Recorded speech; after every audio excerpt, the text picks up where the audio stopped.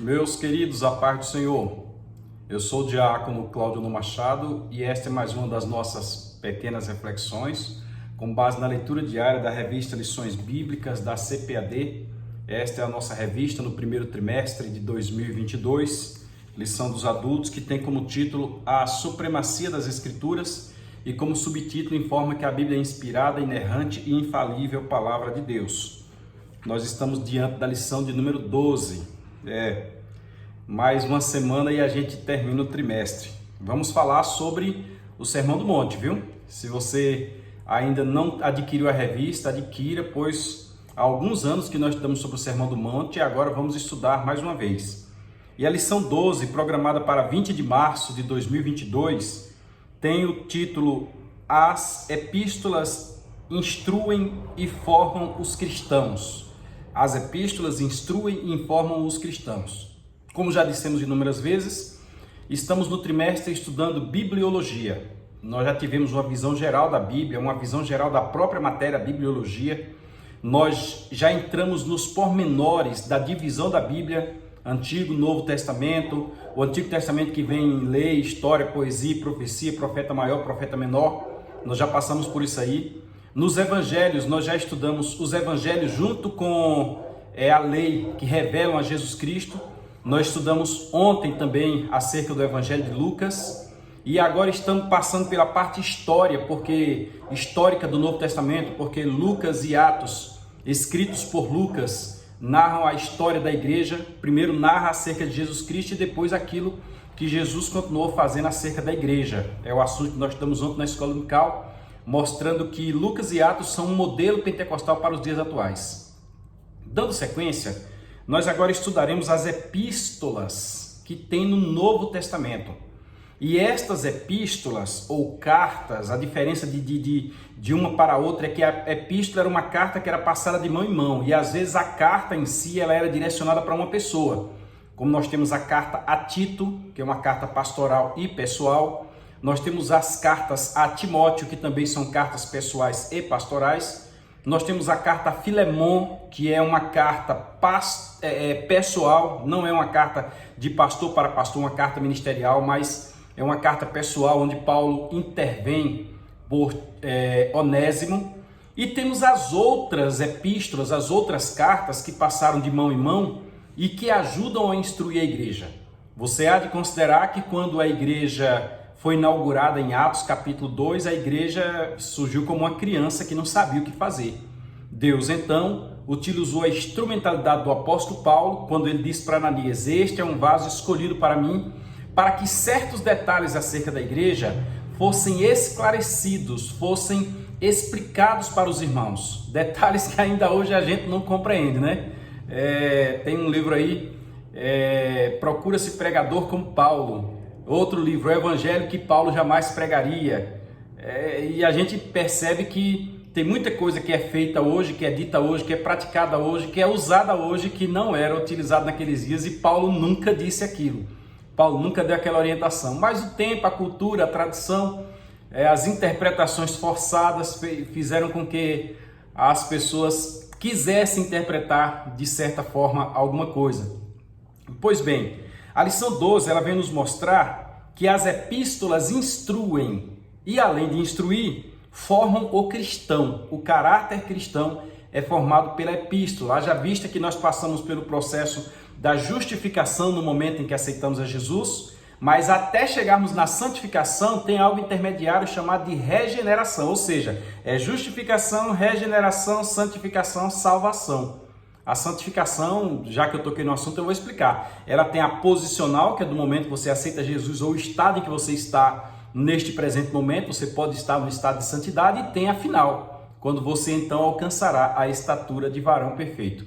Mas vamos para a nossa leitura diária, que hoje, segunda-feira, está em Romanos, capítulo 1 de Romanos, versículo 17. E esse texto é muito forte, porque o Martinho Lutero se encontrou com esse texto, quando ele estava interpretando as Escrituras, quando ele estava traduzindo as Escrituras. Inclusive, este foi o texto que fez com que ele se convertesse. Ele encontrou esse texto, leu e disse: olha, para aí, alguma coisa está errada.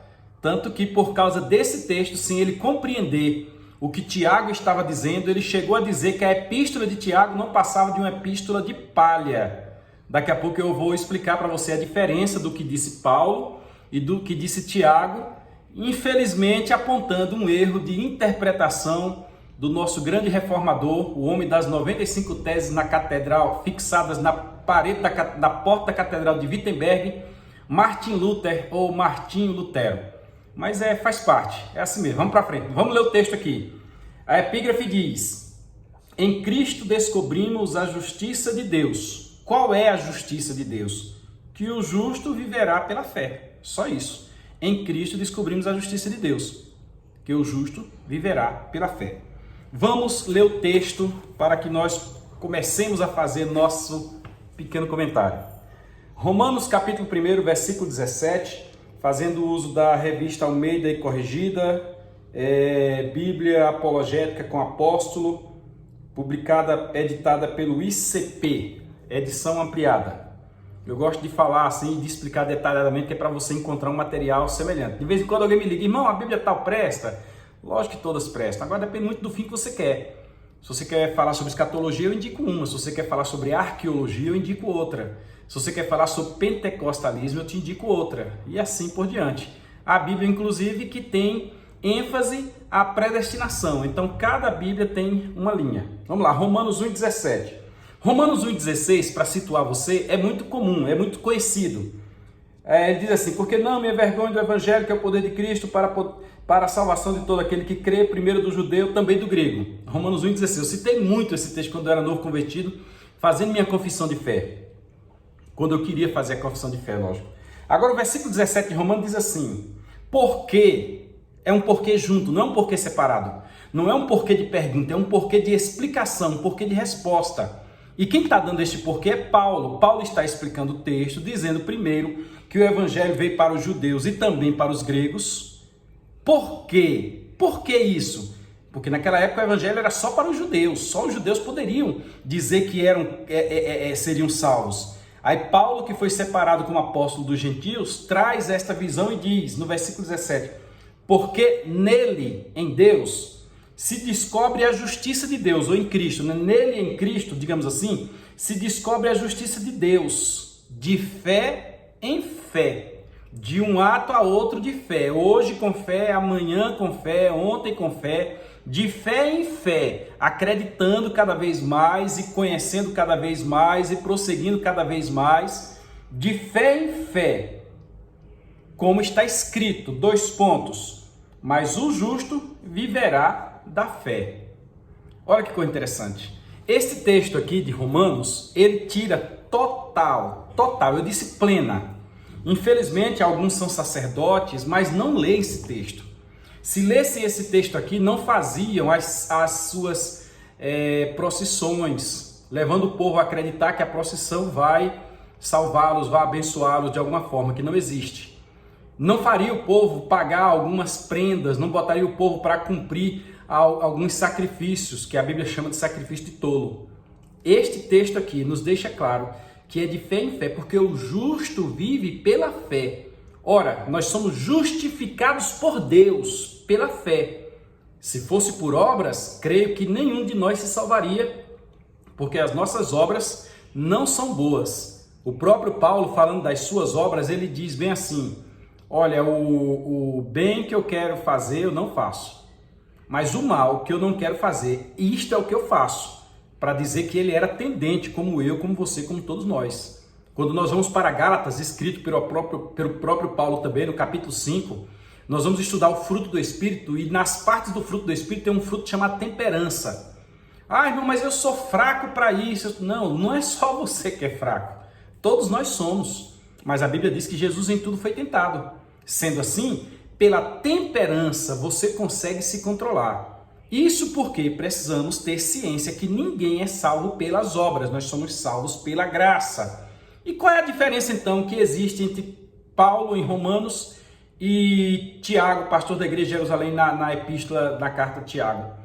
Porque Tiago diz que não é pela fé, é pelas obras. Tiago diz: mostra-me as tuas obras sem a tua fé. Olha, mostra-me a tua fé sem as tuas obras, que eu pelas minhas obras te mostrarei a minha fé. Aí Martinho Lutero, interpretando isso, chamou a epístola de Tiago de epístola de palha. Na verdade, Paulo e Tiago estão falando da mesma coisa, só que de prismas diferentes.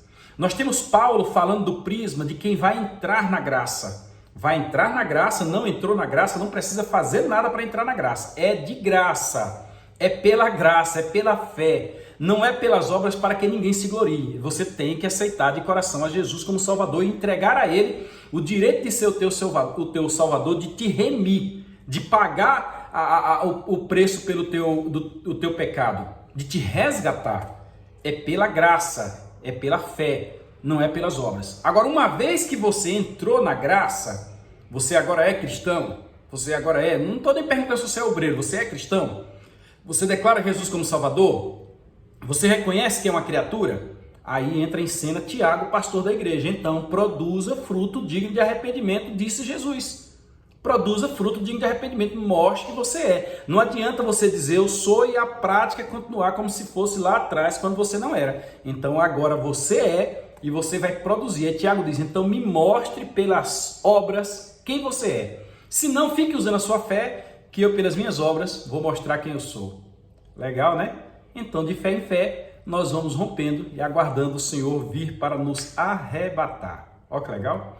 Domingo na Escola Dominical nós vamos falar mais sobre estas epístolas. Tivemos uma aula extraordinária ontem, domingo não será diferente. Eu quero pedir a você que, se você assistiu até aqui, é porque você gostou. Então compartilhe, se inscreva no canal, curta, comente, envie para alguém. Vamos abençoar as pessoas com a palavra do Reino de Deus. Fica na paz do Senhor e até domingo na Escola Bíblica Dominical.